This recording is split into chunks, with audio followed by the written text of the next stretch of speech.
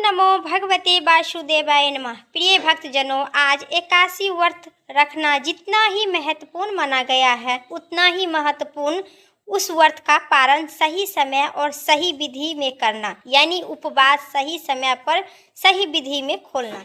कई बार भक्त पूरे श्रद्धा और नियम के साथ एकादशी व्रत तो रख लेते हैं, लेकिन अगर व्रत खोलने की सही विधि और सही समय ध्यान नहीं रखते हैं तो व्रत का पुण्य फल प्राप्त नहीं कर पाते हैं। इसलिए शास्त्र में कहा गया है कि एकादशी व्रत तभी पुण्य माना गया है जब तक द्वादशी तिथि में उचित समय पर विधि पूर्वक पारण किया जाए। तो आज इस वीडियो में आपको हम सब विस्तार पूर्वक द्वादशी तिथि बताएंगे। अगर आपने पाप मोचनी एकादशी रखे हैं तो ध्यान पूर्वक इस वीडियो को जरूर देखिएगा, किसी समय पर करना। साथ ही आपको यह भी बताएंगे कि इस बार एकादशी का विशेष भोग क्या लगेगा, किन किन बातों पर आपको विशेष ध्यान रखनी चाहिए, क्योंकि कई बार जानबूझकर भी लोग अनजाने में छोटी छोटी गलतियों के कारण व्रत का पुण्य फल अधूरा हो जाता है, तो कभी कभी व्रत दोष भी लग जाते हैं। तो सभी जानकारी के लिए इस वीडियो में साल 2026 के पाप मोचनी एकादशी व्रत की द्वादशी की पारण की शुभ मुहूर्त, महत्व और ब्रह्म मुहूर्त विधि संपूर्ण जानकारी। आप सभी ध्यान पूर्वक एकादशी व्रत किए हैं तो इस वीडियो जरूर देखें। तो व्रत का पारण 16 मार्च 2026 को किया जाएगा। चैत मास कृष्ण पक्ष एकादशी तिथि की शुरुआत 14 मार्च को सुबह 8:10 पर होगी और चैत मास कृष्ण पक्ष की एकादशी तिथि का समापन 15 मार्च को सुबह 9:16 पर होगा। पाप मोचनी एकादशी व्रत का पारण का समय 16 मार्च को सुबह 5:58 से लेकर सुबह 8:22 तक है। इसी दौरान किसी भी समय का पारण कर सकते हैं।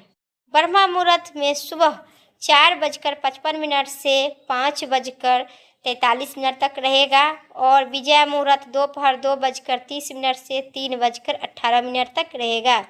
गोधूली मुहूर्त शाम 6:27 से 6:51 तक रहेगा। अभिजीत मुहूर्त दोपहर 12:16 से 12:54 तक रहेगा। पाप मोचनी एकादशी की द्वादशी तिथि की पूजा की विधि विस्तार से।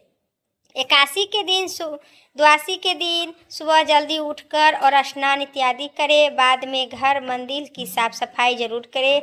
चौकी पर पीले कपड़ा बिछाकर भगवान विष्णु और माता लक्ष्मी की पूजा जरूर करें। संकल्प करें और प्रभु के तिलक लगाए, पीले पुष्प और फलों अर्पित करें।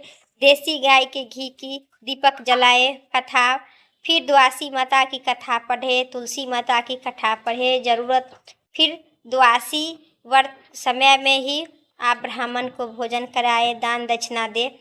इसी प्रकार से व्रत का पारण किया जाता है।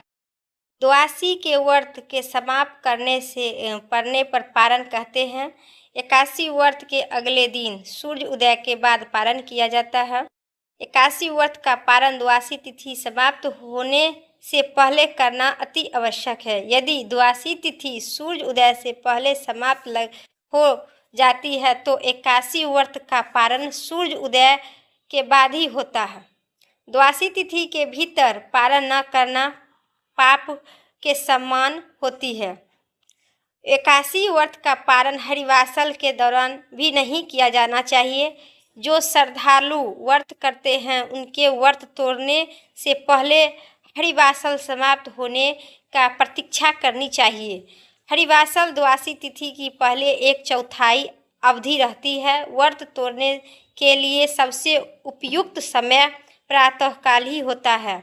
व्रत करने वाले श्रद्धालुओं को मध्याह्न के दौरान व्रत तोड़ने से बचना चाहिए। कुछ कारणों की वजह से अगर कोई प्रातःकाल पारण करने की सक्षम नहीं होते हैं तो उनको मध्याह्न के बाद पारण करना चाहिए।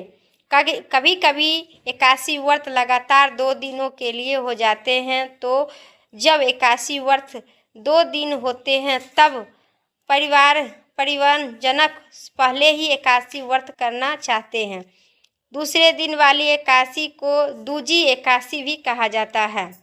इसी विधि पूर्वक एकादशी व्रत करते हैं उनकी संपूर्ण फल की प्राप्ति होती है। एकादशी व्रत जो भी भक्त करते हैं उनको ज़रूरतमंद को भोजन कराए, दान दे, दक्षिणा दे और फिर सात्विक भोजन से द्वादशी के दिन व्रत का पारण खोले।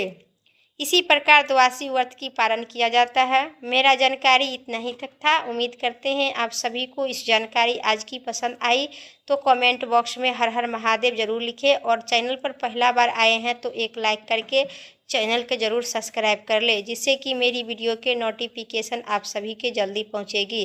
फिर अगली वीडियो लेके आते हैं, तब तक के लिए स्वस्थ रहिए, मस्त रहिए। जय श्री राम।